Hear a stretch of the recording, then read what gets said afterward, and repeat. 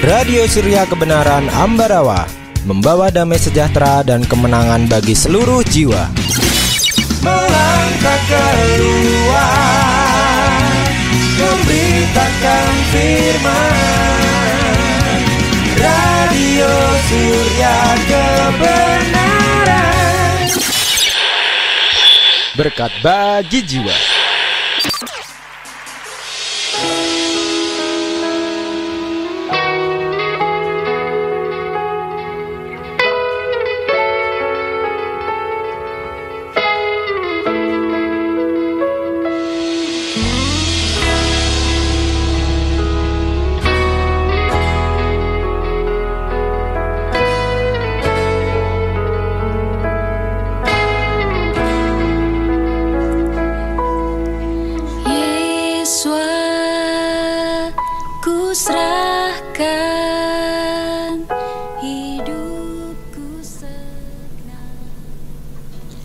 Shalom Alaikum, selamat malam sahabat yang diberkati oleh Elohim Yahweh. Sahabat radio komunitas Surya Kebenaran di 107.8 maupun sahabat yang mendengarkan dan mengikuti secara live streaming di www.suryakebenaran.com. Dari setiap kota, kabupaten, provinsi lainnya, dari setiap kepulauan di Indonesia, bahkan sahabat yang ada di negara lainnya yang mengikuti program-program siaran bersama dengan kami, Radio Surya Kebenaran, berkat bagi jiwa. Sebagai pelita. Ya, selamat malam waktu Ambarawa di malam hari ini sampai nanti dengan pukul 9 malam atau pukul 21 waktu Indonesia bagian Barat. Kami akan menemani ruang dengar sahabat dalam program refleksi. Seperti biasa sahabatku, di hari Selasa malam akan ada obrolan yang luar biasa dengan narasumber kita yang pastinya membawa berkat bagi jiwa. Dan nanti sampai dengan pukul 9 malam kami juga mengundang atensi sahabat melalui pertanyaan di 0816654532. Sekali lagi 0816654532 untuk atensi pertanyaan sahabat seputar materi kita di malam hari ini. Kami juga ingatkan sahabatku yang diberkati oleh Tuhan, jangan lupa untuk follow akun sosial media Radio Surya Kebenaran, yaitu Instagram kami di @suryakebenaranradio dan Facebook kami dengan nama Surya Kebenaran. Dan siaran di malam hari ini akan atau bisa sahabat simak kembali. Maaf, sahabat bisa menyimak kembali di channel YouTube Yakub Sulistio. Dan sahabatku, di malam hari ini dari lantai 2 Gereja Pemulihan Firman Surya Kebenaran Ambarawa Jalan Dr. Cipto nomor 120 sudah bersama dengan kita di studio Bapak Gembala Dr. Yakub Sulistio STH MA. Shalom Alaika, selamat malam. Alaika shalom Rio. Alaika shalom untuk sahabat Surya Kebenaran dimanapun berada. Selamat berjumpa kembali walaupun melalui frekuensi. Ya, apa kabar Dedi? Kabarnya haleluya, dahsyat luar biasa. Yes, haleluya. Ya, dan pastinya kabar yang sama atas sahabat juga di rumah selalu diberkati oleh Bapak Yahweh. Dan di malam hari ini Dedi sampai dengan pukul 9 malam kita akan berbicara tentang apa nih, Ded? Tentang salah kaprah, Rio. Salah kaprah ya? Salah kaprah. Kenapa nih bisa mengambil judul ini, Ded? Ya, karena saya melihat di dalam kehidupan setiap hari itu banyak sekali kejadian-kejadian salah kaprah, tetapi dianggap nggak salah gitu loh. Namanya juga salah kaprah. Ya, sahabat, ini berbicara tentang kebiasaan kita ya manusia. Dan pastinya di malam hari ini akan sangat menarik ya. Dan pastinya melengkapi kebahagiaan kita semuanya. Akan ada lagu-lagu pujian juga akan kami hadirkan untuk sahabat yang diberkati, baik sahabatku di kota Ambarawa dan sekitarnya, dan juga sahabat yang mengikuti secara live streaming dimanapun berada melalui website kami di www.suryakebenaran.com. Baiklah sahabatku yang ada di rumah, jangan lupa untuk atensinya di 0816654532. Dan dengan judul di malam hari ini salah kaprah. Mungkin untuk mempersingkat waktu ya Dedi, jadi tidak berlama-lama, kita langsung saja pada sesi yang pertama. Silakan Ded. Ya, terima kasih Rio. Sahabat Surya Kebenaran dimanapun berada, pada saat ini saya akan mengungkapkan apa itu salah kaprah. Yang pertama adalah secara etimologi. Secara etimologi, salah kaprah adalah kesalahan yang umum sekali sehingga orang tidak merasakan sebagai kesalahan. Nah, di dalam bahasa Indonesia contohnya ada istilah kami, saya, kita.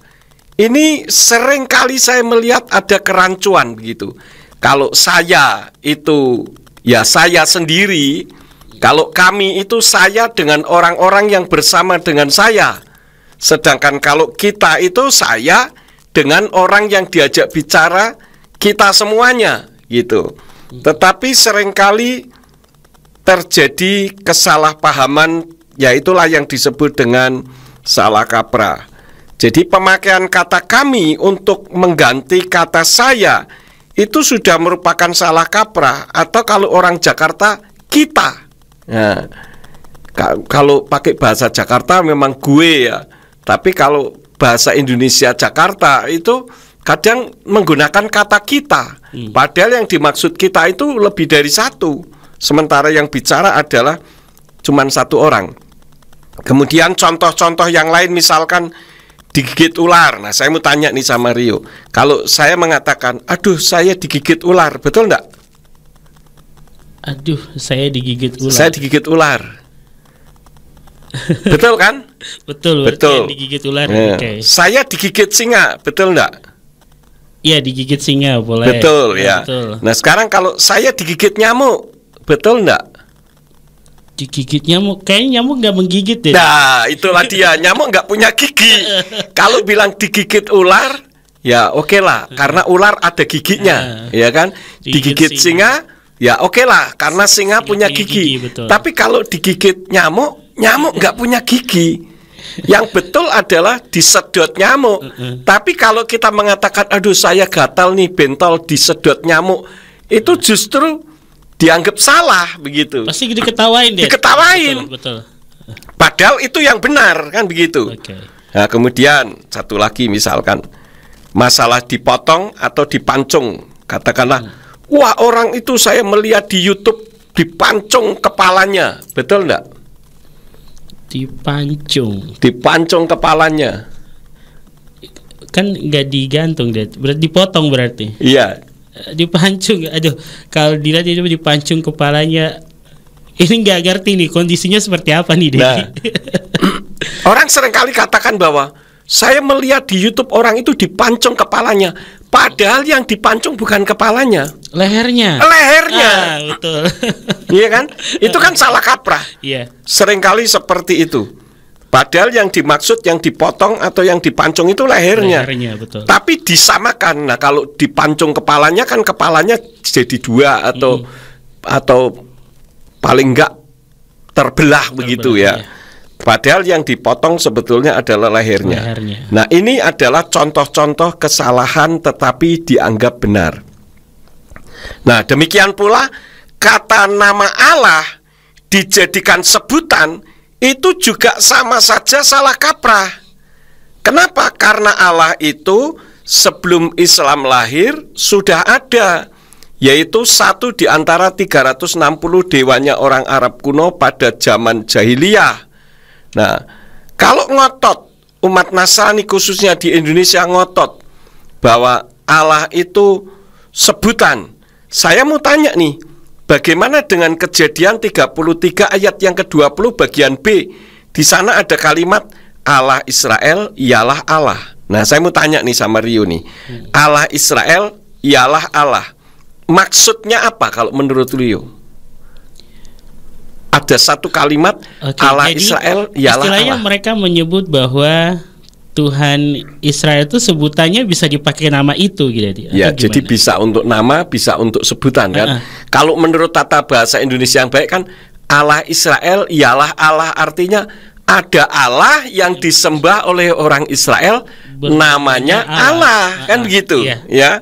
Nah, ini kan rancu sekali. Kalau memang Allah itu selalu dikatakan seperti yang umat Nasrani, pemimpin-pemimpin kekristenan di Indonesia mengatakan bahwa Allah itu sebutan, tidak ada Allah yang dijadikan nama seperti yang ada di dalam kitab Kejadian 33 ayat yang ke-20 tadi. Ini kan merupakan terjemahan rancu. Apalagi nama Yahweh diubah menjadi nama diri lain dan dijadikan sebutan. Jadi nama diri Yahweh itu satu, Rio. Tetapi dijadikan sebutan dan nama. Saya akan contohkan. Misalnya di dalam Kejadian 15 ayat yang kedua. Kejadian 15 ayat yang kedua, nama Yahweh dijadikan menjadi Allah huruf besar semua, ALLAH. Nah, ini adalah terjemahan dari Yayasan Lembaga Alkitab Indonesia. Di sana berbunyi, Abram menjawab, "Ya Tuhan Allah ALLAH, huruf besar semua, apakah yang akan engkau berikan kepadaku? Karena aku akan meninggal dengan tidak mempunyai anak, dan yang akan mewarisi rumahku ialah Eliezer orang Damsyik itu." Nah, ini yang pertama nih. Nama Yahweh jadi Allah huruf besar semua. Nah, kenapa? Karena di dalam kitab Tenak, di sana berbunyi, "Wayomer Avram Adonai Yahweh, mati tenli wa anoki holek ariri, uven mesek beti huda mesek Eliezer." Jadi di sana dikatakan Adonai Yahweh, seharusnya Tuhan Yahweh, tetapi menjadi Tuhan Allah ALLAH huruf besar semua. Ini pertama ya. Jadi Allah Yahweh menjadi Allah huruf besar semua. Sekarang di dalam kitab Yesayahu 42 ayat yang ke-8, Yahweh diterjemahkan lagi menjadi TUHAN, Tuhan huruf besar semuanya. Nah, di dalam kitab sucinya Yayasan Lembaga Alkitab Indonesia dikatakan, "Aku ini Tuhan, TUHN huruf besar semua. Itulah namaku.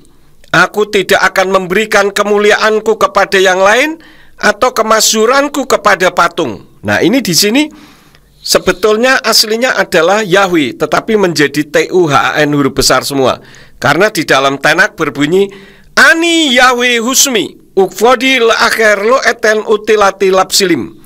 Yang seharusnya artinya, aku Yahweh, itu namaku, dan aku tidak akan memberikan kemuliaanku kepada yang lain dan pujianku kepada patung. Nah, ini sudah dua nih. Ya, Yahweh menjadi Allah huruf besar semua dan Tuhan huruf besar semua. Itu kebanyakan yang tertulis di dalam kitab Perjanjian Lama, Rio. Tapi kalau di dalam Perjanjian Baru ini lebih pelik lagi. Karena nama Yahweh itu bisa jadi Allah hanya saja yang huruf besar. Padahal di dalam Perjanjian Lama, kalau Allah hanya saja yang huruf besar itu dari kata Adonai atau dari kata Elohim.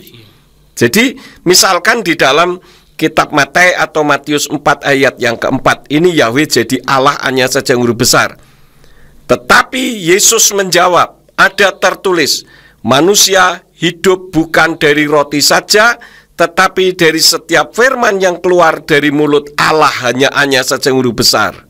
Nah, ini kan kurang benar, karena tadi sudah dua nih, TUHN huruf besar semua, ALLAH huruf besar semua. Sekarang Allah hanya saja yang huruf besar. Karena di dalam kitab Brit Kadasa, yaitu Perjanjian Baru dalam bahasa Ibrani berbunyi, "Wayaan wayomar katuf kilo al-halakhem levado yiyeha adam ki al-kal motsa pi Yahweh." Yang seharusnya artinya, namun seraya menanggapi dia berkata, telah tertulis, bukan oleh roti saja manusia akan hidup, melainkan oleh setiap firman yang keluar dari mulut Yahweh. Seharusnya demikian. Nah, ini sudah tiga nih ya. Jadi ALLAH huruf besar semua, TUHN huruf besar semua. Itu yang di Perjanjian Lama. Yang di Perjanjian Baru ALLAH hanya saja yang huruf besar. Selain itu juga menjadi Tuhan, Yahwehnya menjadi Tuhan hanya T-nya saja yang huruf besar. Padahal kalau di Perjanjian Lama, yang Tuhan T-nya saja yang huruf besar itu adalah Yahweh. T-nya yang saja huruf besar itu dari Adonai, ya, dari Adonai atau Elohim, ya, dari Adonai atau Elohim.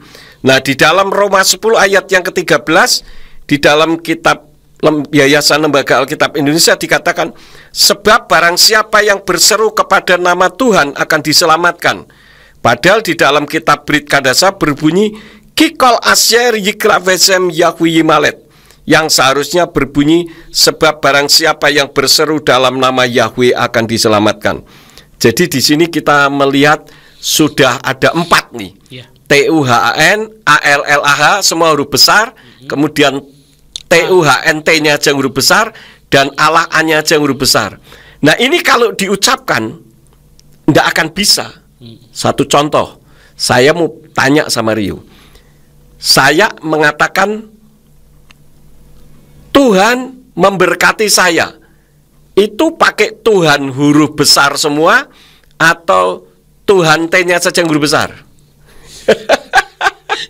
Saya tidak mengerti. Nggak akan bisa. Misalkan Allah memberkatimu. Nah, coba sahabat Surya Kebenaran dimanapun berada ditebak. Saya mengatakan Allah memberkatimu, ini Allah yang A-nya saja huruf besar atau ALLAH huruf besar semua? Ada enggak yang bisa jawab? Tidak ada. Enggak mungkin. Dan tidak pernah ada orang yang berdoa, ya Tuhan huruf besar semua, aku memuji dan meninggikan namamu. Enggak ada. Jadi ini sangat terancu, terjemahan yang sangat terancu. Tetapi ya, bagaimana ya? Saya ini tidak ngobrak-ngabrik kitab suci. Ada orang mengatakan Pak Yakub mengobrak-ngabrik kitab suci, menyalah-nyalahkan LAI. Loh, kalau memang salah ya saya katakan salah, tidak ada urusan saya. Masa nama diterjemahkan? Kalau orang mengatakan apa sih artinya sebuah nama? Oke, Anda bisa enggak memegang perkataan Anda? Kalau Allah itu nama itu tidak penting. Ya, orang katakan nama tidak penting. Nah, saya katakan kalau nama tidak penting, coba Anda konsekuen. Itu sertifikat rumah Anda ganti namanya menjadi nama saya. Ayo, berani enggak? Dan tidak ada satu orang pun di atas muka bumi ini yang tidak punya nama. Semua orang punya nama. Bahkan anjing, kucing, ikan semua diberi nama. Planet-planet juga punya nama. Lah kok bisa mengatakan apa sih artinya sebuah nama? Nah, dirinya sendiri juga punya nama. Nah, ini kan aneh. Nah, bagaimana sih sikap orang yang diperbaiki? Seharusnya kalau orang mendengar apa yang saya sampaikan ini, cobalah direnungkan, dicocokkan dengan apa yang tertulis di dalam kitab suci. Omongan Pak Yakub ini ngawur apa enggak gitu. Jangan kemudian malah mencak-mencak, marah-marah dan sebagainya. Dulu kalau saya enggak salah, tahun 1934 kalau saya tidak salah, nanti saya akan lihat di materi saya, Yayasan Lembaga Alkitab Indonesia itu pernah mencetak kitab suci yang Yesus ya. Yesus itu tulisannya JESOES. Yesus karena itu masih ejaan lama. Yesus masuk masjid, Yesus masuk Ka'bah. Nah, kenapa dulu tanpa ada yang protes kok direvisi sendiri? Nah, ini kan sesuatu yang baik, artinya Yesus nggak mungkin masuk masjid karena pada saat itu belum ada. Kan begitu? Masjid belum ada. Lah kok kemudian mau mengubah padahal nggak ada yang protes. Nah, namun untuk nama Allah kok justru dipertahankan mati-matian dan semua argumentasi yang disampaikan semuanya berasal dari luar firman. Bahkan Yayasan Lembaga Alkitab Indonesia sendiri sampai mengeluarkan brosur pernyataan kenapa Yayasan Lembaga Alkitab Indonesia tidak memakai nama Yahweh. Dan ini pun sudah saya sanggah, saya tidak peduli apakah Yayasan Lembaga Alkitab Indonesia itu merupakan Tuhan yang tidak bisa salah. Saya sudah menerbitkan YouTube untuk menunjukkan kesalahan-kesalahan terjemahan dari Yayasan Lembaga Alkitab Indonesia. Ya, Indonesian Literal Translation pun masih ada yang salah, tetapi kan tidak menerjemahkan nama. Jadi kesalahan yang ada oke lah, namanya juga manusia tidak luput dari kesalahan. Tetapi kan Indonesian Literal Translation sendiri, ILT kan juga merevisi kitab-kitabnya untuk menjadi sesuatu yang lebih baik. Makanya sekarang sudah ada ILT 3 kan begitu. Ini artinya pencetak atau penerjemah Indonesian Literal Translation yang diambil dari J.P. Green itu mau memperbaiki diri. Nah, Yayasan Lembaga Alkitab Indonesia pun ya saya puji karena dulu pernah memperbaiki, merevisi kitab-kitabnya. Tapi kenapa soal Allah ini kok ngotot sedemikian rupa? ada apa sebetulnya ini? Nah, ini yang harus menjadi tanda tanya besar, dan saya sudah menyanggahnya. Ya, oleh karena itulah maka salah kaprah itu harus diperbaiki, gitu Rio. Ya, untuk sesi pertama ini dulu deh. Ya, baik, terima kasih Dedi Yakub dan juga sahabat yang mendengarkan di malam hari ini. Di sesi pertama begitu luar biasa ya sahabatku. Dan pastinya sahabat sudah mempunyai pertanyaan-pertanyaan yang ingin ditanyakan. Silakan langsung saja di 0816654532 untuk atensi pertanyaan sahabat melalui pesan WhatsApp dan juga SMS di malam hari ini. Kami buka sahabatku dan kami sambil menunggu atensi sahabat. Kita mau dengarkan dulu lagu pujian berikut ini sebelum nanti kami kembali lagi pada sesi yang selanjutnya di malam hari ini. Dan sahabatku, Rio ingatkan nanti untuk sahabat tetap bersama dengan kami sampai dengan pukul 9 malam waktu Indonesia bagian Barat. Kita dengarkan dulu lagu pujian berikut ini. Jangan kemana-mana, tetap di program Refleksi Radio Surya Kebenaran.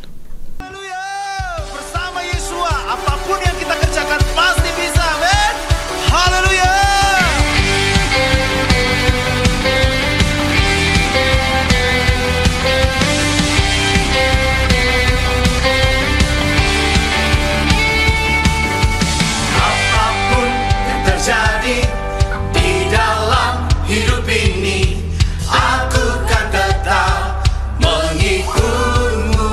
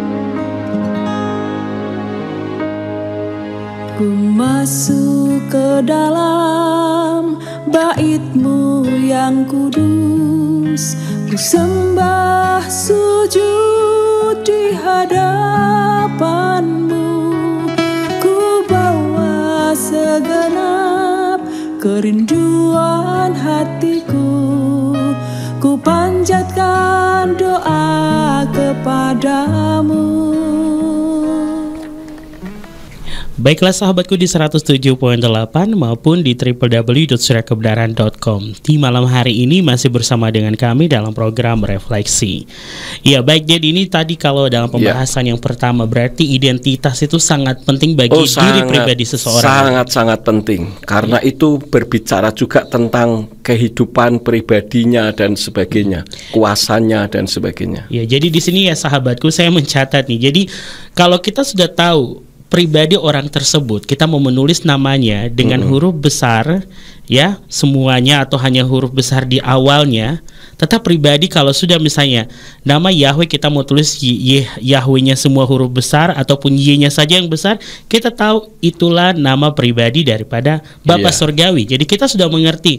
Kalau tadi saya berdoa kepada Tuhan, ini Tuhan yang mana gitu kan? Jadi Tuhan yang huruf besar semuanya semua atau tidak? Atau T-nya aja yang besar atau kecil semua? Atau kecil semua.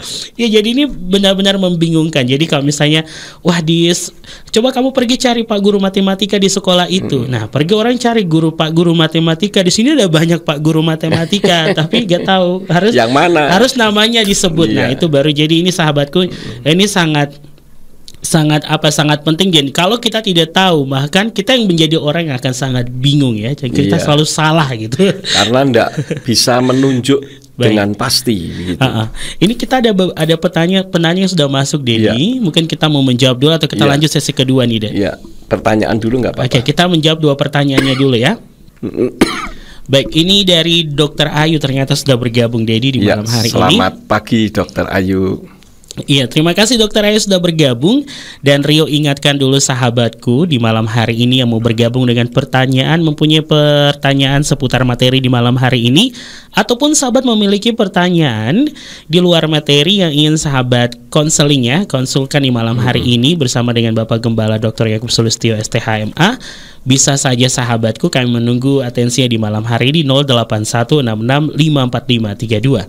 Ya baik, jadi kita langsung saja masuk ini dari Dr. Ayu. Shalom Pastor Yakub dan sahabat Radio Surya Kebenaran. Selamat malam Ambarawa dan selamat mendengarkan Radio Surya Kebenaran. Haleluya. Pertama-tama saya ucapkan selamat atas suksesnya acara Kopi Darat Radio Surya Kebenaran. Dan terima kasih telah disapa walaupun hanya dapat hadir secara virtual. Sukses selalu untuk Radio Surya Kebenaran. Amin. Amin. Apa kabar Pastor Yakub? Kabarnya haleluya Dr. Ayu. Puji Bapak Yahweh. Nah, ini seperti ini. Jadi kalau Dr. Ayu menyebut nama Pastor Yakub udah tahu, oh nih Pastor Yakub yang lagi ngobrol. Iya, sudah langsung tahu langsung gitu. Kepada yang bersangkutan. Yes, tepat sekali ya sahabat yang diberkati oleh Tuhan. Langsung saja dengan beberapa pertanyaan saya.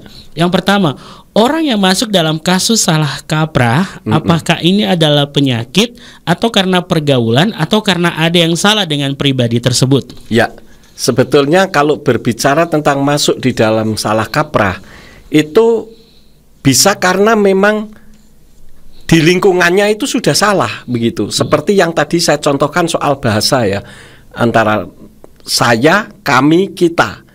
Ini kalau kita berada di lingkungan yang sudah salah tentang masalah saya, kami, kita jadi ikut-ikutan karena kita tidak menyadari bahwa apa yang disampaikan itu salah gitu.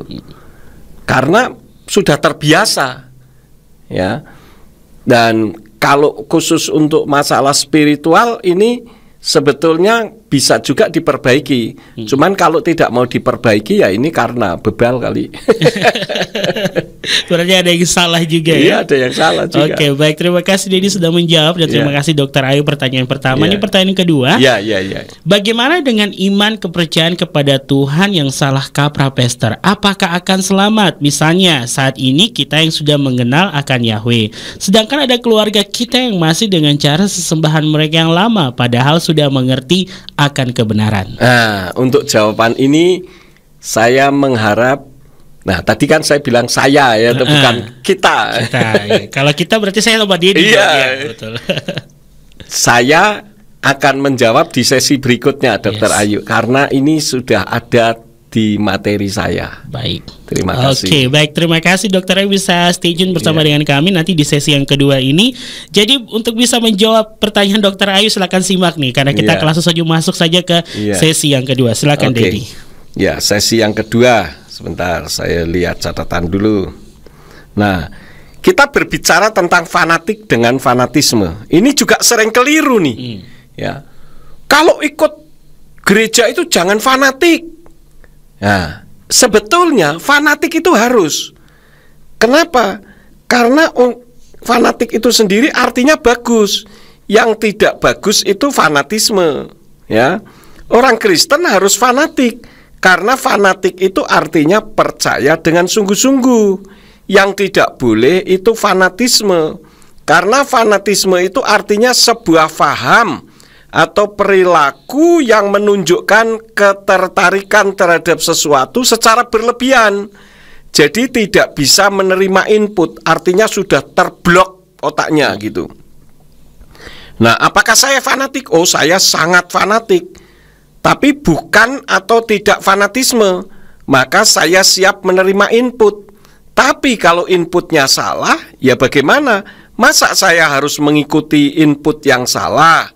Selama ini input yang saya terima tentang penggunaan nama Allah dalam kekristenan, artinya yang selalu mengatakan tidak perlu menyebut nama Yahweh, tetapi penggunaan nama Allah itu sudah benar begitu ya. Itu sudah banyak input ke saya dan saya pelajari. Dan ternyata semuanya selalu dari luar firman. Menurut inskripsi ini, menurut inskripsi itu, menurut Talmud, menurut tokoh ini, menurut tokoh itu. Lah yang menjadi pertanyaannya, menurut firman yang mana, yang bagaimana? Nah, ini yang saya kejar. Fanatik terhadap kitab suci Yayasan Lembaga Alkitab Indonesia boleh atau tidak? Saya katakan boleh dan harus. Tetapi kalau ada input kesalahan terjemahan, ya tolong direnungkan dan dikaji atau diuji kebenarannya. Jangan kemudian tidak sama seperti yang tertulis di situ berarti sesat. Saya pikir orang Kristen kok sangat gampang menyesat-nyesatkan orang, seperti aliran garis keras begitu ya. Makanya dulu ketika tahun 2001 saya menyampaikan pertama kali, kan saya disesat-sesatkan, diperlakukan tidak baik, diusir, difitnah dan sebagainya. Nah, ini kan aneh gitu loh. Bukannya diuji kebenarannya. Nah, penyebutan nama Yahweh menjadi Allah di Indonesia ini memang sudah salah kaprah. Dan input yang saya peroleh justru mendukung salah kaprah itu. Maka inputnya ya tidak saya lakukan. Misalkan ada orang tanya, Pak Yakub, siapakah Mose itu? Jawaban saya apa? Mari nak kita lihat kitab suci, adanya di ayat ini silahkan dibaca. Kan gitu. Ada orang tanya, Pak Yakub, saya mau tanya tentang Daud. Daud itu sebetulnya anaknya siapa? Mari nak kita lihat di dalam kitab suci pasal ini, ayat ini, kitab ini, kan begitu. Nah, selalu seperti itu. Tapi kalau ditanya, Pak, saya mau tanya Yahweh itu siapa? Menurut inskripsi ini, menurut inskripsi itu, Yahweh itu tidak boleh disebut karena kudus, terlalu kudus katanya. Lah kalau Yahweh terlalu kudus maka tidak boleh disebut. Lah berarti yang selama ini menyebut-nyebut Yesus tidak kudus dong. Karena disebut, kan begitu. Jadi inputnya kalau mau memberi input kepada saya harus sesuai dengan firman. Karena kita membahas firman, bukan membahas Talmud, bukan membahas tokoh-tokoh kitab suci yang dulu-dulu tetapi tidak sesuai dengan firman. Kan bisa saja, namanya juga manusia kan, Rio. Nah, ini yang harus kita pelajari. Nah, tadi berdasarkan pertanyaan Dr. Ayu, dalam dunia spiritual, salah kaprah itu perlu diluruskan dan harus diluruskan. Kenapa? Karena mengandung risiko keselamatan. Realitas membuktikan akibat salah kaprah ini, umat Kristen jadi tidak mengenal Tuhannya sendiri. Nah, kenapa saya tidak menyebut Katolik? Karena Katolik sudah ada kitab Alkitab edisi Pastoral Katolik yang memuat ribuan nama Yahweh. Dan saya pikir mereka pasti mengerti begitu. Nah, kalau umat Kristen kan tidak. Pokoknya Yahweh sesat. Nah, saya bilang kalau saya sesat, tolong diluruskan sesuai dengan firman. Katanya Anda orang Kristen. Orang Kristen itu katanya baik, supaya orang yang tersesat menjadi tidak sesat, kan begitu. Nah, cobalah dialog dengan saya, tapi yang dijadikan materi dialognya itu firman. Jangan sesuatu yang di luar firman, menurut ini, menurut itu. Percumalah kalau ngomong sama saya seperti itu, kita membahasnya firman kok menurut ini, menurut itu. Kan gitu. Jadi kenapa ini Kristen secara institusi tidak berani mengubah untuk kembali ke firman yang salah kaprah untuk diperbaiki? Saya melihat dua hal yang terpenting adalah, satu, takut dituntut pihak Islam yang nama sesembahannya sudah dipakai ratusan tahun. Ini hanya asumsi saya saja. Ya, terbukti sudah tahu salah pun Yayasan Lembaga Alkitab Indonesia tidak mau mengubah, malah mempertahankan sampai mengeluarkan brosur. Loh, kalau begitu Pak Yakub menyalah-nyalahkan LAI. Lah kalau LAI salah ya memang saya katakan salah. Memang kenapa? Apakah Pak Yakub tidak tahu kalau LAI itu diterjemahkan oleh orang-orang ahli teologi? Ya, saya tahu. Tetapi pertanyaan saya, apakah seorang yang ahli teologi itu tidak bisa salah? Namanya juga manusia, kan begitu? Ya. Kemudian yang kedua, agar bisa rukun karena dicari kebersamaannya. Karena kan kalau Islam kan menggunakan Allah, ALLAH juga. Nah, Kristen menggunakan Allah, kan ya kita Tuhannya sama, kan begitu anggapannya. Justru ini menimbulkan konflik. Karena sama nama sesembahnya dipakai. Seharusnya kalau menurut pandangan saya, justru dicari perbedaannya, karena memang Kristen dan Islam itu tidak sama.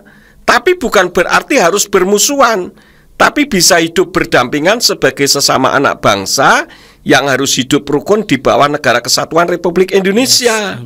Ini kan gampang seperti kabel listrik. Kabel listrik itu kan yang satu min, yang satu plus. Ini jalan bersama-sama, tidak saling konslet sehingga bisa menyalakan bohlam lampu, TL dan sebagainya. Nah, demikian pun kalau antara Kristen dengan Islam berjalan di sendiri-sendiri di relnya masing-masing, kita menyalakan lampu NKRI, maka NKRI ini akan jaya luar biasa dan tidak terjadi konflik. Coba seperti kemarin kejadian-kejadian yang terakhir di Indonesia, kan jadi rancu tentang penggunaan nama Allah. Katanya ada yang mengatakan Allahmu tidak berkuasa karena dibela, sedangkan Allahku berkuasa.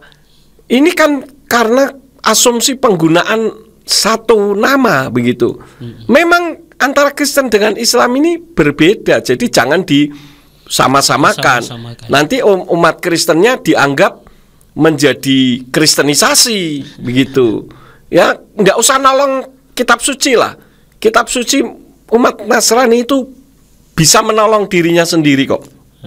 Jadi kita harus belajar untuk menghargai keberbedaan begitu. Jadi nggak perlu dicari kesamaannya. Nah, contohnya misalkan, lalu bagaimana dengan Isa? Isa itu bukan Yeshua, karena di dalam kitab Brit Kadasa nama Isa itu kan Yeshua, sedangkan di dalam kitab suci yang dipakai oleh orang Kristen Arab itu bukan Isa tapi Yeshua. Jadi beda. Sekarang kita lihat Isa lahirnya di mana? Di bawah pohon korma. Isa tidak disalibkan, ya.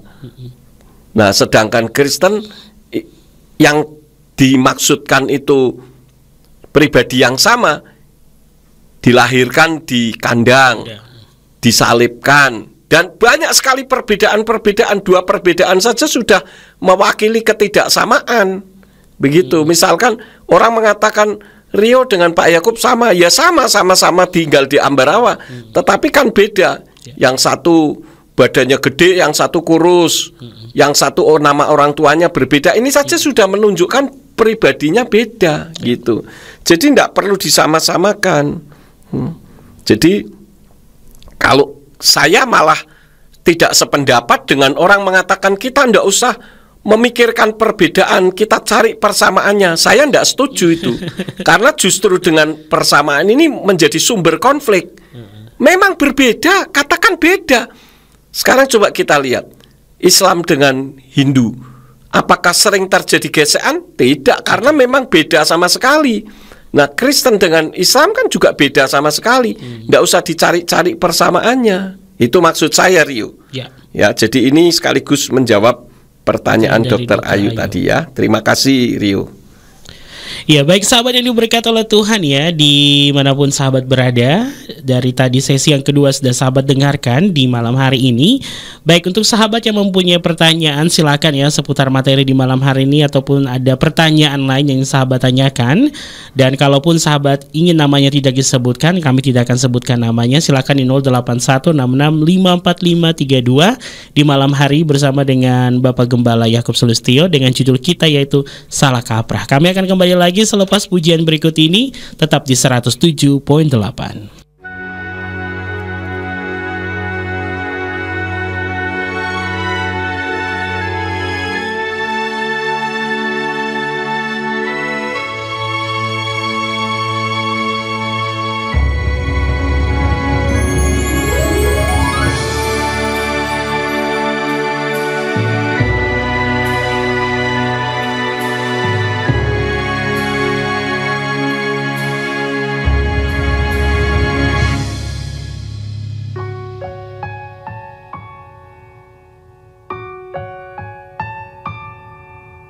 Sujud aku menyembahmu, kepadamu oh Tuhan.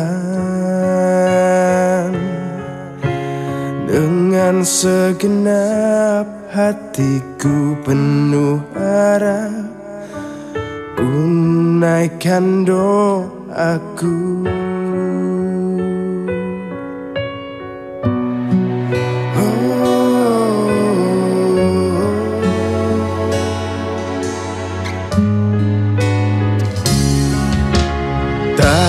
Dapat ku berjalan sendiri tanpa Tuhan sertai, sebab Engkaulah Elohim, Raja yang penuh kasih.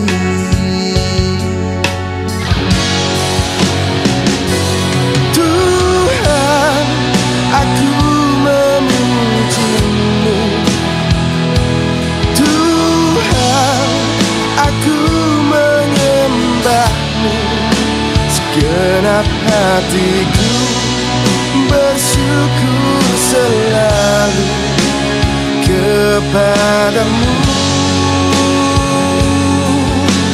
Oh yes, aku memujamu. Yes, ku memerlukanmu. Segenap hidupku berserah padamu selamanya.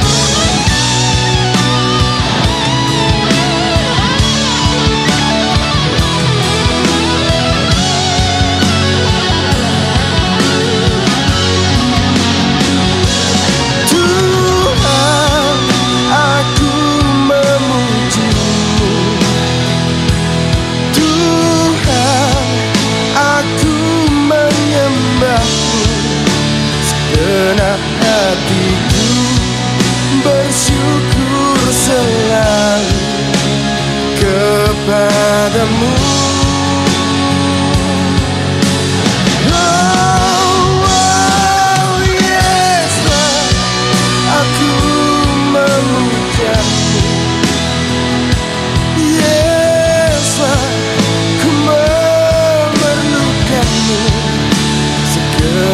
Hidupku berserah padamu selamanya.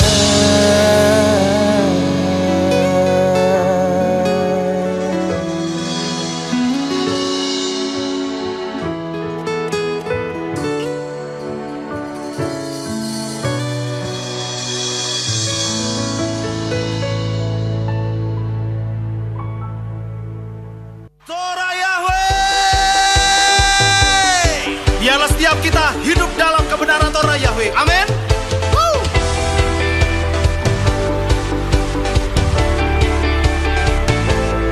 Katakan, ku simpan firman-Mu dalam hatiku,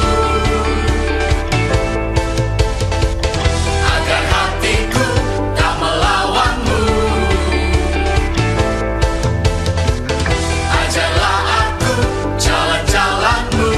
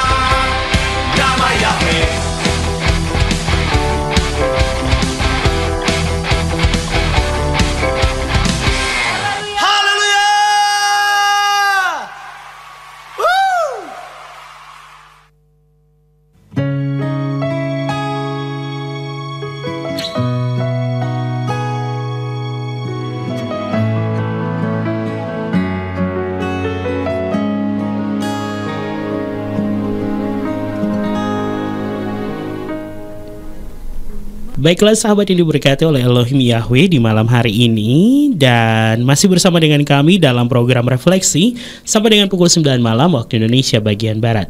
Ya baik Dedi dan juga sahabat yang ada di rumah, kalau tadi di sesi kedua sudah dibahas ya, dan sekaligus menjawab pertanyaan Dari kedua Dr. dari Ayu, Dr. ya. Ayu.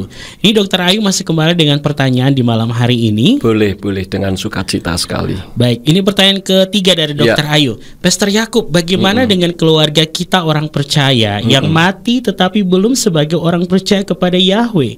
Karena pada masa mereka belum ada gembala atau pastor yang mengajarkan tentang Yahweh. Ya, terima kasih Dr. Ayu untuk pertanyaannya, dan sebetulnya sudah banyak sekali juga orang bertanya hal yang sama.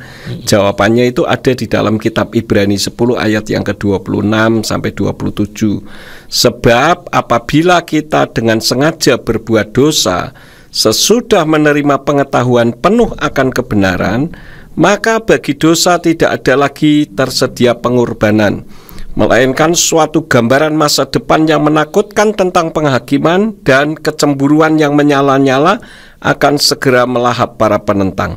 Jadi dulu kan nama Yahweh belum muncul, sedang mulai rame dan menyebar ke seluruh penjuru dunia. Ini kan kalau saya tidak salah mulai tahun 2000 lah, tahun 2000, tahun 2001. Ini banyak sekali orang-orang yang saya juga tidak kenal loh, Rio. Tapi kok ketika saya ketemu tahun-tahun setelahnya itu, dia bilang tahun itu dia mendengar suara Tuhan. Tahun 2000-an, tahun 2001 begitu. Kalau namanya itu bukan Allah tetapi Yahweh. Begitu. Ya, jadi kalau dulu belum mengenal nama Yahweh, tetap selamat. Siapa yang menyelamatkan? Ya Yesus, karena dulu orang juga belum dikenalkan tentang nama Yeshua. Orang taunya Yesus, dan Yesus itu juru selamat memang. Tetapi setelah tahu, ya saya selalu anjurkan kalau kita sudah tahu nama yang asli, ya sebaiknya penggunakan saja nama yang asli. Ada orang mengatakan bahwa tapi nama Yesus berkuasa. Amin, saya aminkan. Tetapi yang menjadi pertanyaannya, kalau Yesus yang adalah nama terjemahan dari kitab berbahasa Yunani, karena huruf Yunani tidak mengenal huruf YHWH, maka kata huruf Yod bisa menjadi iota dan sebagainya. Itu kan tujuannya supaya mendekati kesamaan pronunciation-nya. Nah, kalau yang terjemahan saja berkuasa, apalagi yang asli. Kalau saya simpel saja, kalau saya mau memberi Rio misalkan, Rio saya mau kasih emas 1 on misalkan, mau minta yang asli atau mau minta yang sepuhan? Asli. Ya semua orang minta yang asli. Hanya orang yang bodoh kalau mau minta, enggak, saya mau minta yang sepuhan aja deh. Ya ini kan aneh gitu. Nah itulah yang sedang terjadi di kekristenan khususnya di Indonesia. Ya enggak semua, tapi kebanyakan begitu. Sudah sekali Yesus, tetap Yesus untuk selamanya Yesus. Ya go ahead, monggo, enggak apa-apa. Tetapi kalau saya, karena saya sudah tahu nama yang asli, saya lebih suka menggunakan nama yang asli. Itu saja. Tidak usah tanya apakah itu salah atau tidak, itu penilaian sendiri. Tapi yang jelas kalau saya tidak mau mempersalahkan tentang masalah itu, karena memang dari kitab bahasa Yunani tidak memungkinkan untuk menulis Yeshua, karena hurufnya saja tidak ada. Makanya kan Yahweh bisa menjadi kurios, karena tidak ada huruf YHWH, bagaimana nulisnya? Seperti Yahweh di dalam bahasa Arab kan membacanya Yahwah, karena huruf Arab tidak mengenal vokal E gitu. Memang kalau dikatakan huruf Arab huruf Ibrani itu huruf mati semua, ya memang huruf Ibrani huruf mati semua. Sampai sekarang pun kalau kita pergi misalkan ke Israel, di sana huruf-huruf Ibrani tidak ada tanda bacanya dan huruf mati semuanya. Beda dengan huruf Hawaii. Ketika saya ada di Hawaii, saya bingung, Rio, hurufnya hidup semua. A, I, U, E, O gitu. Misalkan Maui, ukulele, Honolulu, dan pantai yang terkenal, Pantai Mahaka gitu. Jadi semua itu pakai huruf hidup. Itu Hawaii. Lah kalau Ibrani huruf mati semua, tapi bukan berarti tidak bisa dibaca. Contohnya seperti saya kalau menulis KPD YTH, kenapa kok bunyinya kepada yang terhormat? Karena tidak mungkin dan tidak ada kata yang kapudu yang terharmut misalkan, kan tidak ada. Nah demikian pun di dalam bahasa Ibrani hurufnya HLLWYH tidak mungkin dibaca helah. Bunyinya ya haleluya, karena helah itu tidak ada artinya dalam bahasa Ibrani, kan begitu. Jadi begitu Dr. Ayu. Jadi kalau memang dulu belum ada yang memberitakan, tetap selamat. Yang menyelamatkan adalah Yesusnya. Tetapi kalau sudah tahu tetapi tidak mau tahu atau menolak, lah ini yang berbahaya. Nanti kita akan sampai pada sesi yang ketiga. Oke. Ya baik, terima kasih Dedi sudah menjawab pertanyaan ketiga dari Dokter Ayu. Ini pertanyaan keempat, pertanyaan terakhir dari Dokter Ayu. Solusi terbaik untuk menghadapi orang yang suka salah kaprah. Nah, solusinya ya mau tidak mau kita memberitahu dengan cara yang santun, dengan cara yang sopan gitu ya. Wong kita memberitakan dengan cara yang santun, dengan cara yang sopan saja. Kalau sudah bicara nama Tuhan, karena ini bicara soal dunia spiritual, ada roh yang menguasainya, itu orang bisa luar biasa marahnya kok. Saya sendiri juga berpikir ini betul-betul ada sesuatu yang salah nih di dalam masalah nama ini. Karena ketika disenggol namanya, marahnya sudah nggak ketulung-tulung. Bahkan bila perlu bisa membunuh. Nah ini kan berarti sesuatu yang janggal, yang apa namanya dalam dunia supranatural itu bad spirit lah. Karena itu ya beritakan saja, masalah apa namanya mau terima atau enggak ya bukan urusan kita. Urusan kita pokoknya kita memberitakan. Nanti biar ada orang lain lagi yang juga bisa menyiram, dan pada akhirnya terjadi pertumbuhan oleh Ruach HaKodes yang melakukannya. Begitu Dokter Ayu, terima kasih sekali untuk pertanyaan-pertanyaannya yang luar biasa ini. Oke baik Dedi, ini sebelum kita masuk ke sesi ketiga saya punya pertanyaan nih Dedi. Silakan. Bagaimana dengan seorang yang berkata bahwa dia hamba Tuhan, dia sudah bertemu dan melihat pribadi, walaupun tidak melihat wajahnya, dia berkata, ya aku bertemu dengan pribadi, dan pribadi berkata dia adalah Yahweh, dan Yeshua adalah nama aslinya ketika dia ada di dunia ini sebagai manusia itu Dedi ya.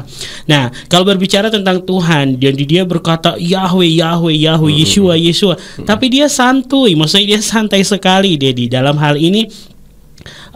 Berkata kita tadi Dedi sudah bilang sampaikan saja dengan santai, dengan santun. Orang itu mau terima atau tidak nanti itu kan urusan Roh Kudus ya. Jadi tetapi seseorang ini ketika dia berkata bahwa dia sudah berjumpa dengan pribadi Yahweh, dia sudah mengetahui itulah Yahweh, nama Bapa Sorgawi, Yeshua adalah nama aslinya, tapi dia tetap berkecimpung di dalam dunia yang istilahnya dia tidak mengambil langkah untuk benar-benar istilahnya militan dengan tough iman, gitu ya. Dengan tough langsung mantap banget itu dia, tapi dia malah santai di dalam lingkungannya dia itu loh. Yang masih belum menyebut nama yang benar gitu ya. Padahal dia kemana-mana dia kasih tahu semua orang, tapi dia tetap aja di tengah mereka. Apakah ini ada rencana Tuhan atas pribadi orang tersebut, atau dia mencari zona nyaman? Bisa dua-duanya. Bisa dua-duanya. Jadi bisa zona nyaman karena sudah nyaman di situ, atau yang kedua karena memang beliau punya misi tersendiri di situ, atau yang alternatif ketiga adalah karena ada keterikatan. Misalkan keterikatan organisasi atau keterikatan yang lain, ada rasa sungkan begitu. Itu kan bisa yang seperti itu. Tapi kalau saya, makanya dulu tahun 2001 saya dulu menentang Rio. Ketika saya sudah mempelajari secara teologis, secara historis, secara biologis dan sebagainya, saya pelajari betul. Ternyata ini satu kebenaran, ya sudah saya ambil keputusan. Nah karena saya membawa keluarga, saya tidak mau keluarga saya binasa. Jadi saya mengambil keputusan, lebih baik saya dibully orang, lebih baik saya difitnah, lebih baik saya dimiskinkan daripada saya dan keluarga saya binasa. Gitu. Karena ini bukan bicara soal masalah nama. Kalau hanya bicara soal masalah nama, saya sudah sering kali ngomong berkali-kali, saya adalah orang yang paling bodoh di dunia. Karena hanya soal nama saja kok dipermasalahkan sedemikian rupa. Ini tidak bicara soal nama, tetapi juga bicara soal keselamatan. Seperti yang tadi saya sudah sampaikan untuk jawaban Dokter Ayu. Gitu Rio. Baik. Jadi jangan pernah takut adanya sebuah penolakan. Enggak boleh takut.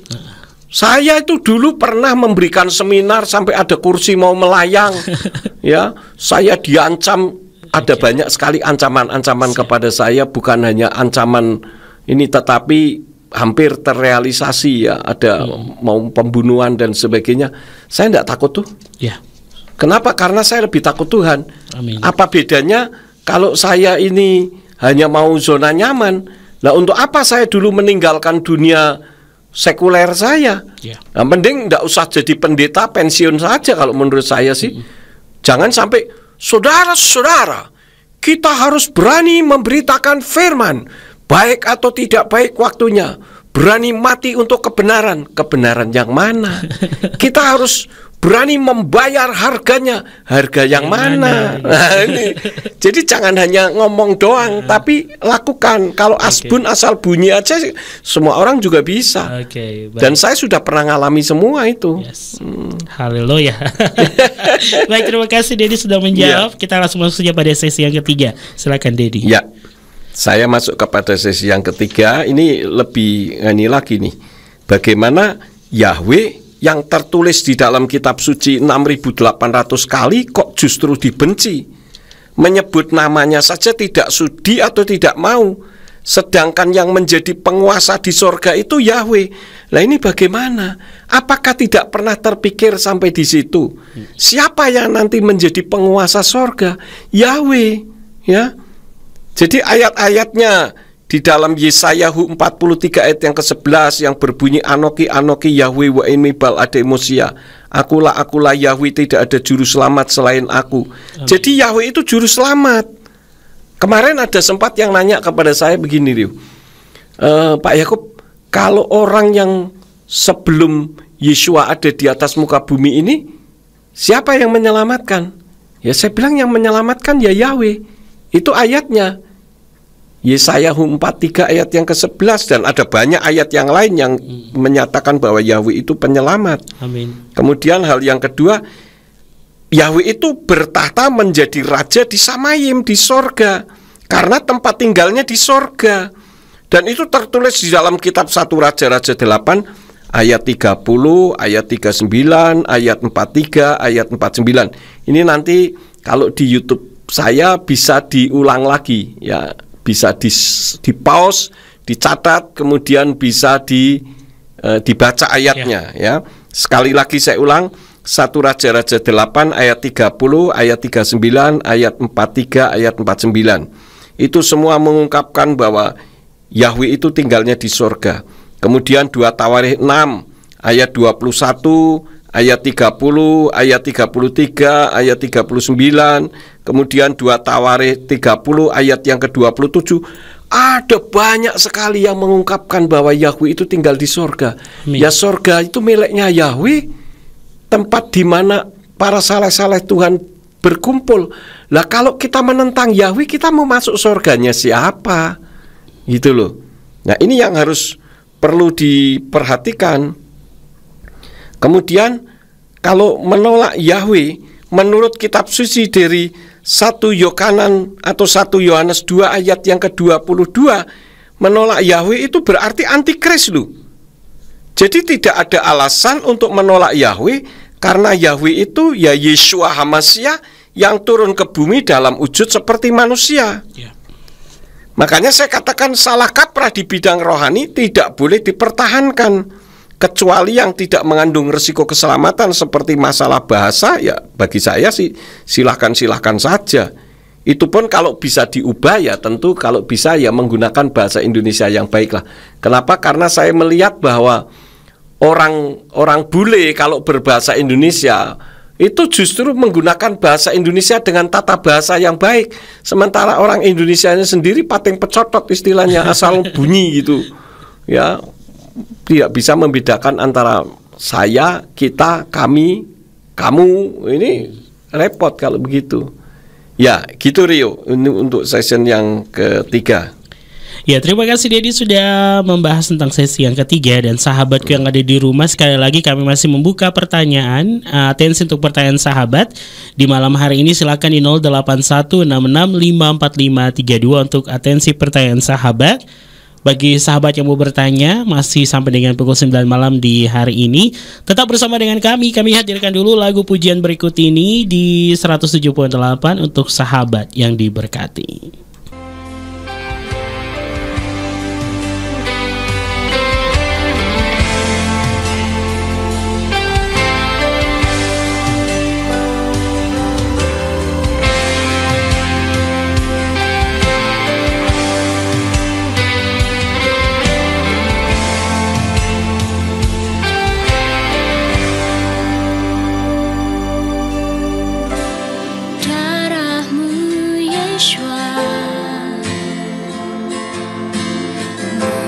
menyucikan, menguduskan.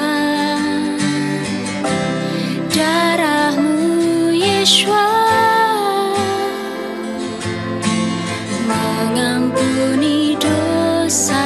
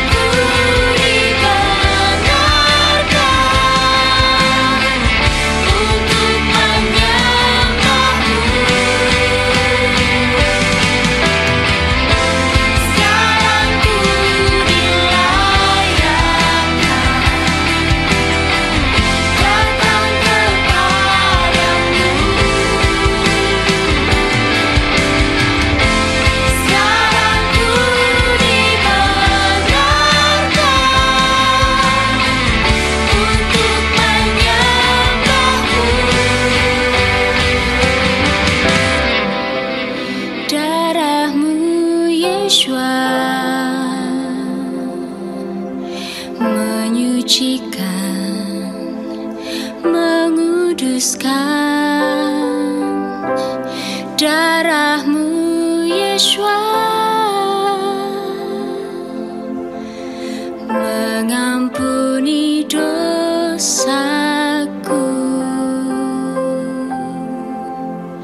mengampuni dosaku.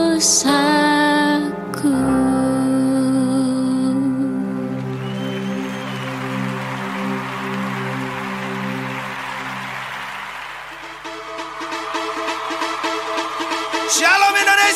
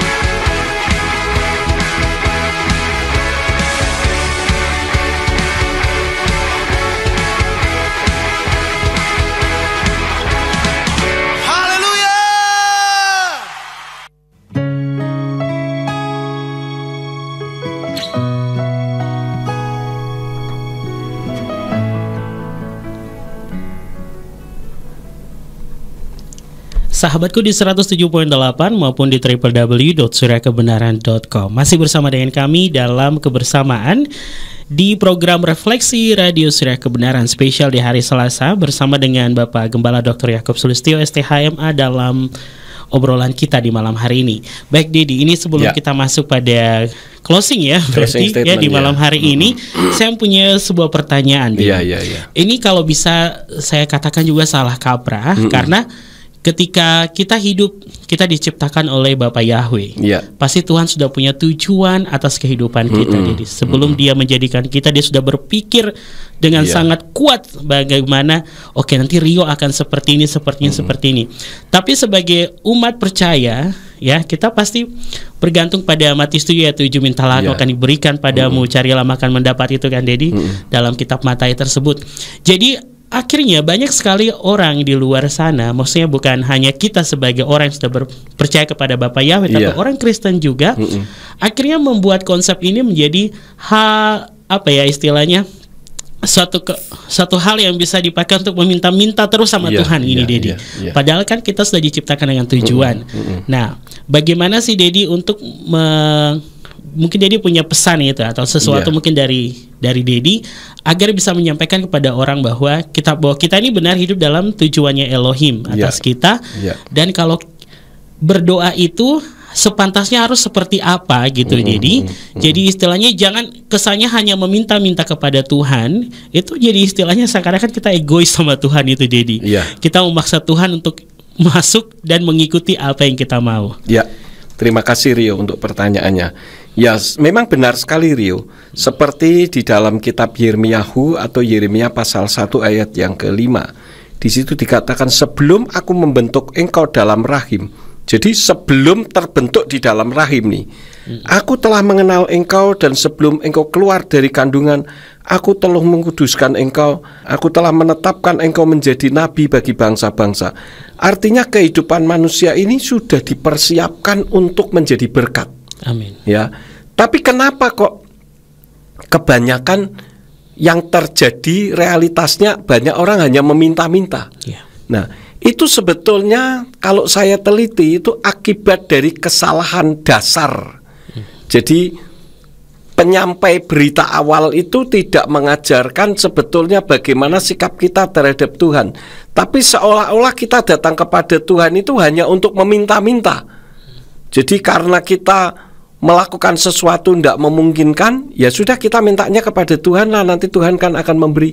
Ya tidak salah, karena Tuhan juga memang satu pribadi yang suka memberi, tapi bukan itu kan tujuan utama kita, begitu. Jadi ini salah memberikan dasar. Kamu utang berapa Rio? Tidak usah khawatir, pergi ke gereja tempat saya, nanti utangmu lunas.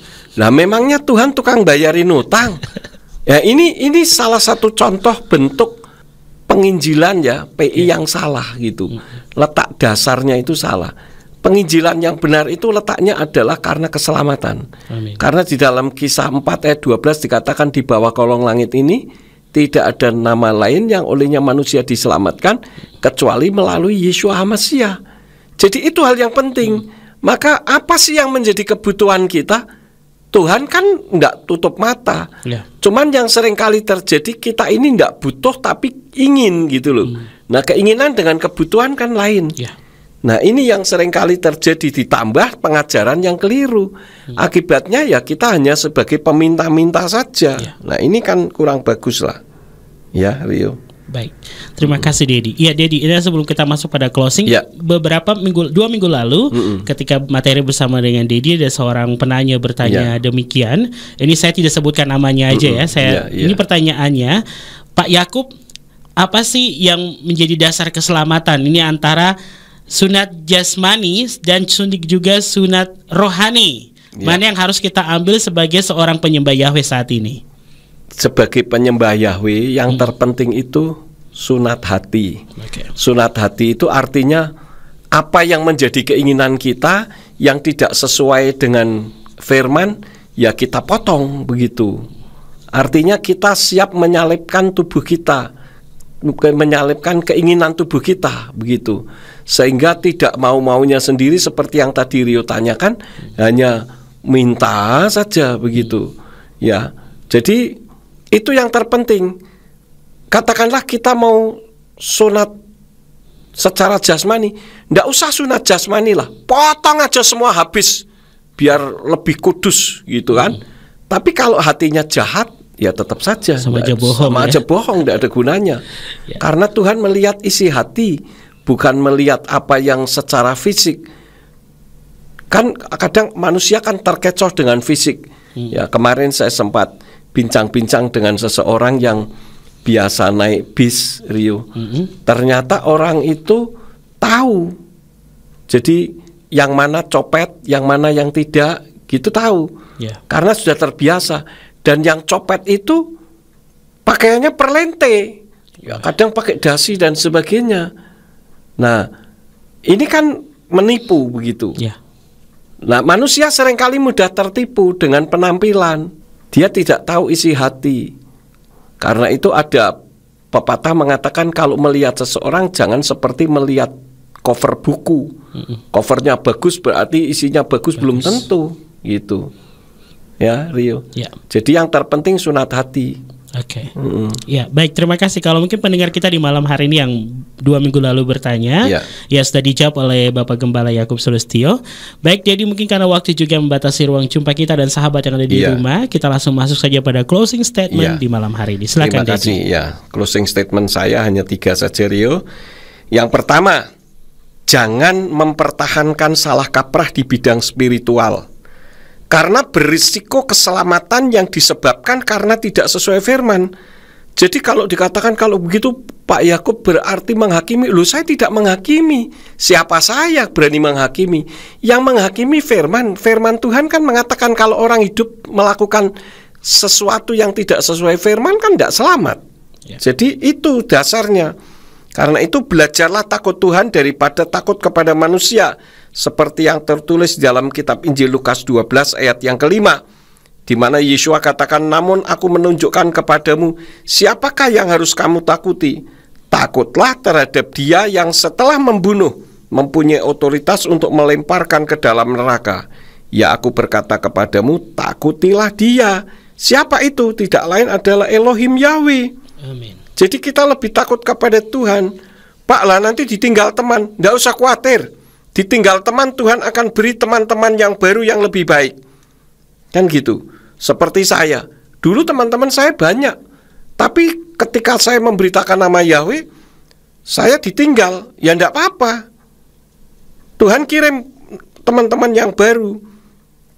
Memang saya melihat di Indonesia ini lucu sih. Ya. Jadi kalau kita beda pendapat berarti musuh. Ini di Indonesia. Kalau di luar negeri tidak begitu. Saya banyak teman-teman di luar negeri, di Amerika, yang masih beda pendapat tentang masalah nama Tuhan.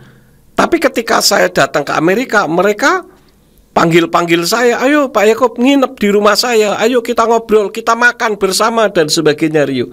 Kalau di sini, wih sorry ya, siapa Yakub? Mau lihat wajahnya aja empet, kata orang Jakarta gitu. Nah ini perbedaannya. Saya dulu pernah berdiskusi dengan seorang teolog, tapi saya sangat kagum dengan teolog ini. Ternyata dia sekolah di Filipina, artinya punya pengalaman luar negeri lah begitu ya, sehingga intelektualnya tinggi. Dia seminar dengan saya beda pandangan, beda sama sekali. Dan saya sanggah habis, dan dia juga berusaha untuk membenarkan dirinya. Tapi begitu sudah selesai, kami bisa bercanda bersama, kami bisa makan bersama, tidak ada masalah tuh. Artinya apa? Yang beda kan pendapatnya, orangnya kan sama saja. Nah ini yang di Indonesia belum bisa. Mudah-mudahan sih ini didengar oleh para pemimpin-pemimpin rohani. Jangan sampai hanya gara-gara beda pendapat saya dikatakan antek-antek setan, penyesat dan sebagainya lah. Definisi sesat apa saja kan dia tidak tahu gitu. Kemudian yang kedua, jangan ikut ambil bagian kekerasan hati pemimpin rohani. Loh, kenapa bisa sampai seperti itu? Karena pemimpin rohani yang bebal akan mengatakan begini, walaupun saya menolak Yahweh, toh buktinya jemaat yang Tuhan percayakan kepada saya masih banyak tuh. Ya, saya sarankan untuk memberikan shock terapi. Lebih baik ibadah di YouTube cari gereja yang sudah berani mengubah salah kaprah begitu. Tidak harus ke sini, tidak. Saya tidak mempromosikan gereja sendiri, tidak. Tetapi yang saya promosikan adalah Bapak Yahweh Besem Yeshua Hamasya Ruach Kodes. Itu yang kedua, Rio. Yang ketiga, yang terakhir, bagi pemimpin rohani yang sudah mengetahui kebenaran, jangan takut dipecat, karena nanti Tuhan yang membela. Buktinya saya tidak ditinggalkan Tuhan, saya dipecat, saya dimiskinkan, tidak pusing saya. Tuhan tidak pernah mau berhutang kepada saya, ya. Bisa bergabung dengan sinode-sinode yang sudah berani mengubah salah kaprah. Tinggal cari saja, tidak perlu harus ke gereja pemulihan firman. Saya tidak mempromosikan gereja, saya mempromosikan Tuhan yang saya sembah. Amin. Begitu. Ya, itu saja, Rio. Terima kasih untuk closing statement ini. Baik, haleluya. Ya, sahabat yang diberkati oleh Tuhan di malam hari ini. Ya, baik Dedi dan juga sahabat yang ada di rumah, ini ada sebuah permintaan dari Pak Gunardi nih, minta bahas Shalom Pak Yakub Mas Rio, kiranya di malam hari ini, kiranya dalam kasih karunia dari Bapak Yahweh. Amin. Dan dia ingin mau menyampaikan, mohon ditutup dalam doa nih untuk obrolan kita di malam hari ini.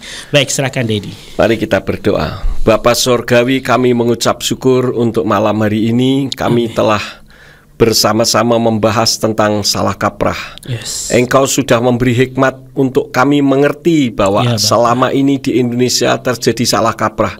Tuhan berkati para pemimpin-pemimpin rohani supaya mereka yang sudah tahu kebenaran, mereka berani mengubah kesalah kaprahan ini, sehingga kehidupan mereka semuanya boleh berkenan di hadapan Tuhan. Amen. Berikan kemampuan dan keberanian kepada kami untuk mengubah salah kaprah supaya semuanya menjadi benar sesuai dengan isi hati Tuhan. Amin. Ampuni kami Tuhan apabila selama ini mungkin kami belum melakukan seperti apa yang Tuhan mau. Terima kasih Bapa, berkati semua pendengar Radio Surya Kebenaran dimanapun berada. Amin. Baik Dr. Ayu yang ada di Amerika, yang ada di Kanada, ya, kami menyerahkan kehidupannya, hamba-Mu Engkau pakai dengan luar biasa. Kami menyerahkan juga untuk yang lain yang pada malam hari ini sudah beratensi, kami tidak sebutkan namanya. Engkau memberkati mereka semuanya ya Tuhan.